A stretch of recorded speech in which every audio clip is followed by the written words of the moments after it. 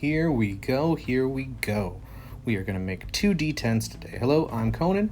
This is the Papercraft Dice Craft series. Notice we've got two groups of 5 pages. They are identical except for the fact that one is single numbers and one is double digits. Let's start with the single numbers. We are going to start, of course, with page 1. Make sure we've got all 5 pages there. And as we always do, we will cut and score.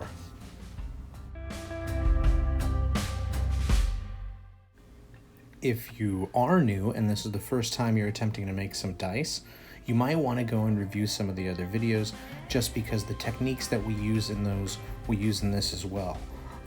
However, even though I'm not telling you the techniques, if you just follow along by watching, you should be able to figure out what you need to do to build these dice.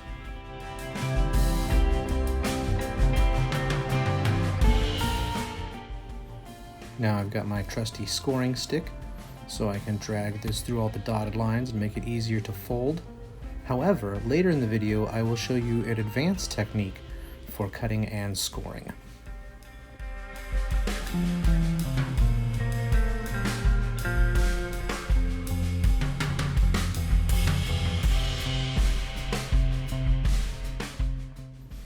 Something to remember, when we start folding on the dotted lines, make sure you've got a nice strong fold. Notice how I'm flattening it down to really get that edge folded. That's going to help the paper move how we need it to later when we need to connect it to other parts.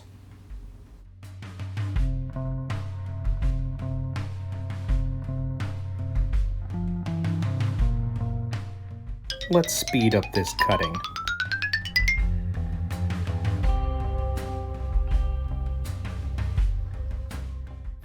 Now that we've got everything cut and scored, let's make sure we keep it organized. I'm going to put them in numerical order. So we're going to start with piece number 1.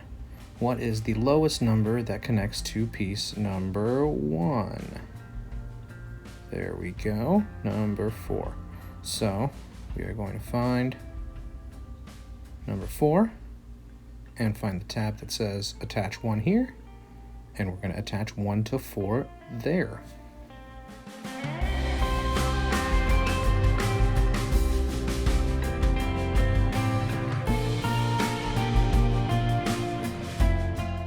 Two things to remember as we start attaching our pieces. We only need to put glue on one tab usually. That even works better because things slide around a lot less. You get a better connection. And 2, we're not as concerned about the tabs lining up. We want to line up at these dotted lines, the edges of our dice. That's the parts that we need to really line up and make sure that they're connecting flush. If one tab is bigger than another tab or is overhanging another tab, as long as the number faces are flush and flat, we're cool.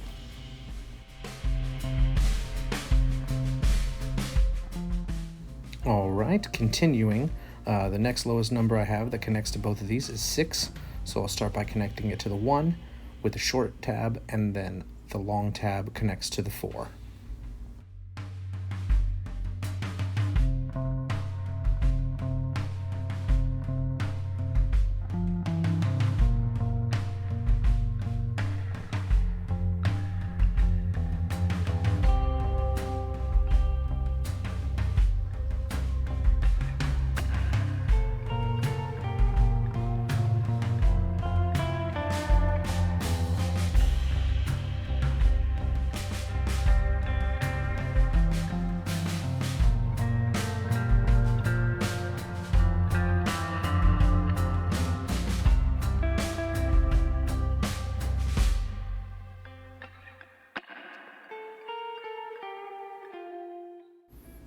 As we connect the number 4 piece and the number 6 piece, you'll notice some angles begin to form in our shape. We want to make sure that those angles don't put the numbers on the inside. We want the numbers to be facing out all the time. So you can see that all of our numbers are facing out. Shape looks good, and we'll continue on to the next piece. Now I've got the number 2 connected to the 6 here, and we're starting to really see how that shape is progressing. Let's see, which number should we do next? How about, yes. Number 5, where does it connect it to? Right there. There we go, attached to here. And basically this is how we will proceed for the rest of this piece of dice is grab a number, look at the tabs, what number does it connect to? I'm trying to, like I said, keep it in numerical order, to try to keep my numbers in order, basically. But that is beginning to make for a very complicated shape. Interested to see how this is going to turn out.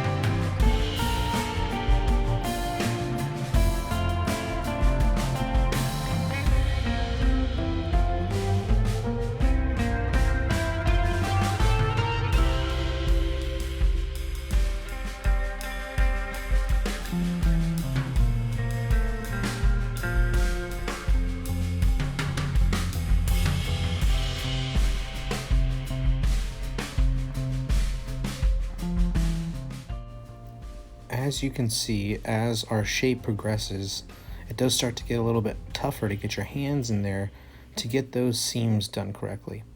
Try your best, and if you find that the glue stick that you're using keeps drying while you're trying to do that, because the glue stick dries rather quick, you can always switch to a liquid glue.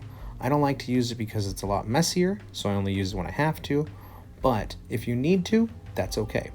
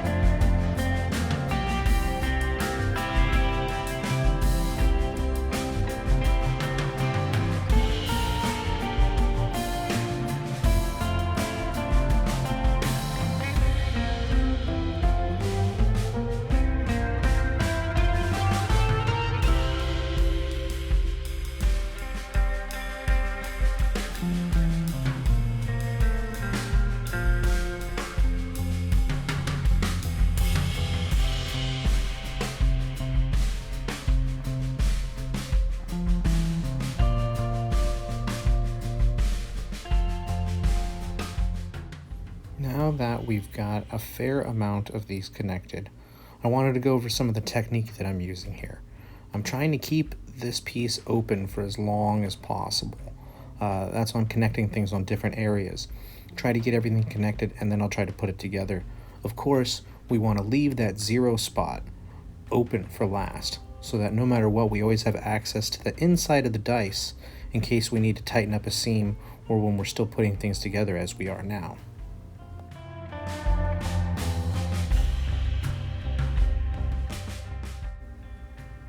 Okay, this is beginning to get a little bit challenging, simply because it's hard for me to figure out how to get my hands inside of the dice in the right angle to tighten up my seams here. The glue is starting to dry before I can really close things, so I think I'm going to need an extra little bit of help. I think it's about time for me to pull out the big guns. It's time for the white glue. I like this Elmer's Extreme It is just a little bit stronger with its bond than a regular white school glue. But white school glue, if that's what you got, it'll work just the same. This is just my little crafter boutique glue.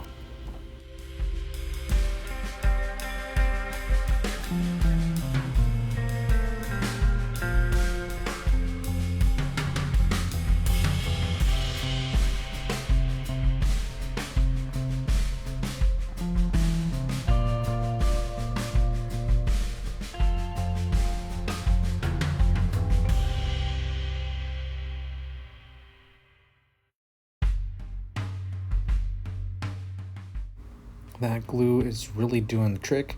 I can feel it securing the bonds pretty quickly once I pinch them together, and it looks like we are about ready to put on that last piece. Double checking some seams here, making sure that that glue isn't seeping out too much. I'd rather have it on my fingers than all over my workspace, getting all over all the rest of the dice and dice pieces. Beautiful. Now we've just got the one spot left for the 0 piece.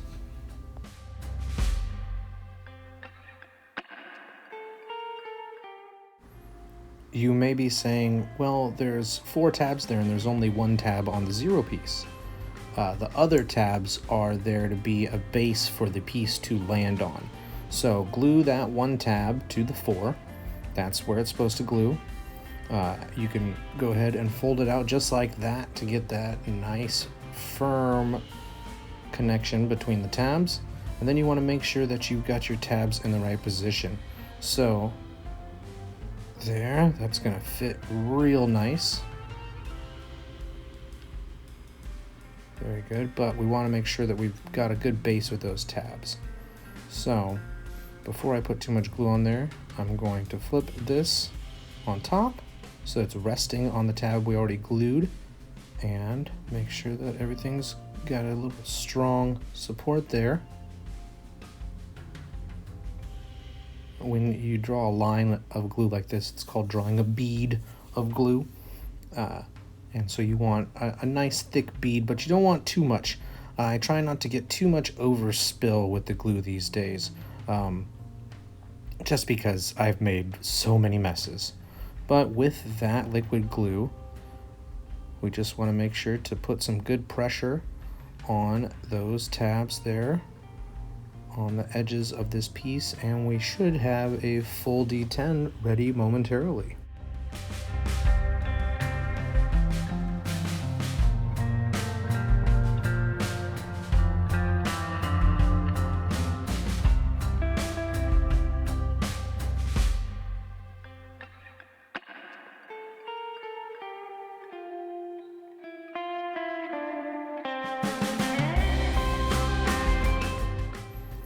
Looks connected. I don't see any gaps.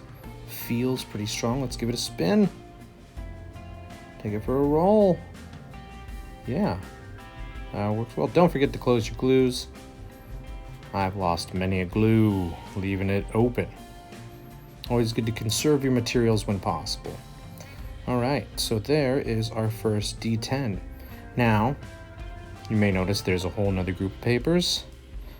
So let's get started. This time, I am going to do things a little bit different. I'm going to show you some of my advanced techniques that I use when I'm working with my own home paper crafts. You'll notice that all these pages are the same, 10 through 00. So I've taped my pages together and I'm using my straight blade to cut through all of the pages at once. This saves me some time because I'm not cutting through each individual page. And the straight blade allows me a level of accuracy that the scissors don't always give me. And there we go. Now, I'm also going to use the straight blade to score these dotted lines. I drag the straight blade lightly over the lines. I'm not trying to cut through the paper, but I am trying to drag the blade into the paper a little bit. It weakens the paper, makes it easier to fold. And now we've got all our pieces cut and scored. Pardon me. This time, I'm going to try something different. I'm going to use the first D10 as a guide for this next one. So I know that the top is going to be 1, 7, 5, 3, and 9. So I'll start with 10 and 7 and build around from there. 10, 7, 3, 5, and 9. All right. Hopefully, building it this way will lead to a less complex shape to try to deal with and just make the whole process easier. Let's see.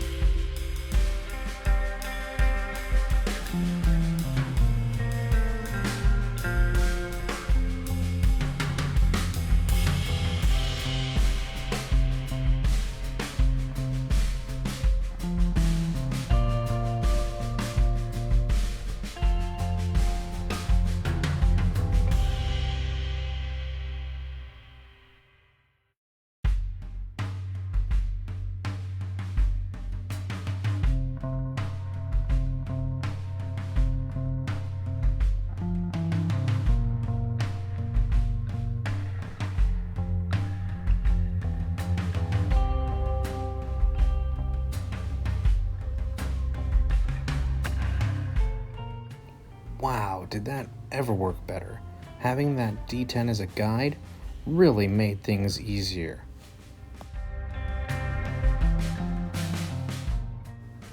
Take good notice here, there are a few typos on these. That was said 5 and it meant 50, so I changed it.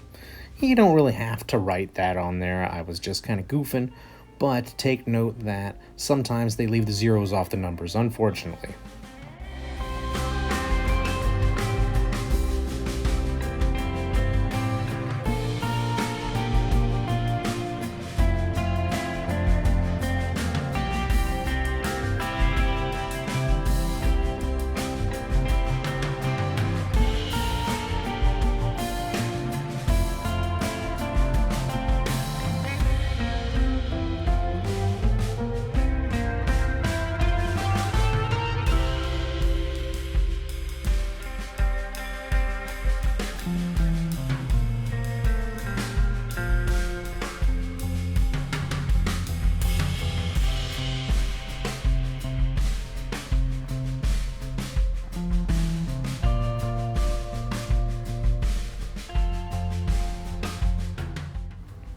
As we continue our assembly, I wanted to speak about something briefly. Challenge. Sometimes we don't do things just because it seems like too much of a challenge. You may say, oh, I see Conan struggling building this dice. It makes me not want to build the dice because I know that I'm going to struggle building it too. However, challenge is often what leads us to learn the most and grow the most in character, really. I learned just while making this video, while making these dice, how much better it was to build the top first as opposed to go in numerical order. There are always chances to learn when challenging yourself. You learn more about yourself and you learn more about the things that you do. Don't shy away from challenge. As much as we all like to, trust me, I love shying away from challenge. Let's take the easiest path. There's a time for that, but there's a time to accept challenge, and I think crafting and art is a perfect place to accept challenges and try new things, and don't be afraid to fail. It's art. Art is subjective, which means it's like beauty. It's in the eye of the beholder, and we're often our own worst critics, so don't shy away from crafting and art challenges. They can teach you about yourself and about the world around you.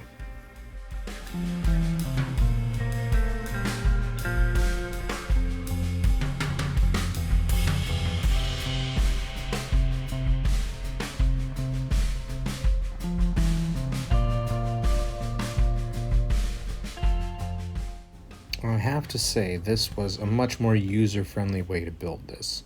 Building the top first and then putting the bottom pieces on was much more efficient than the first time going in numerical order. However, I think part of the reason that this was so much easier was because we had done it the tough way first. And now here we are. We're almost finished.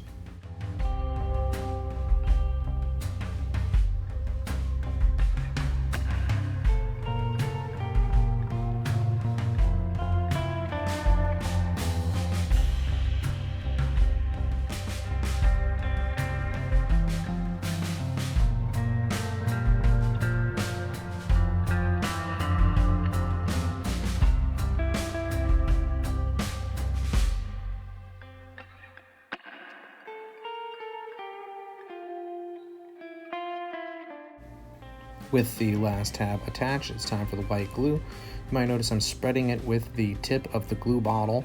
As long as you clean it up, I think that that's a good method. However, I probably should have used one of the strips of paper I have off to the side and work it like a butter knife to spread the glue around that way. Would have saved having to clean off my glue afterwards.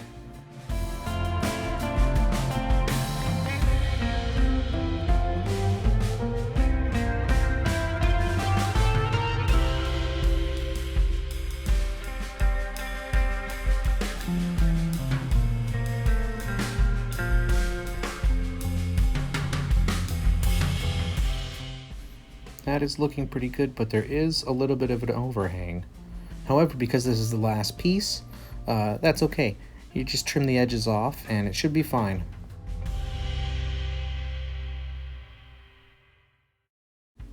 Okay, let's see if I can roll myself 100%. Oh, that's 1%. There we go, there's 100%. All zeros is 100%. Sweet. Hope you guys enjoyed building these. Next week, we'll be building the D12. Ooh, don't worry, don't be intimidated. It's going to be fun. So, we've got our D10s, and then soon here we'll have a shot of all of the dice that we've built so far. And you can see it's quite a bit. We are amassing a full set of dice. We've only got a couple left, D12, then D20. Join me. Enjoy. Papercraft Dice.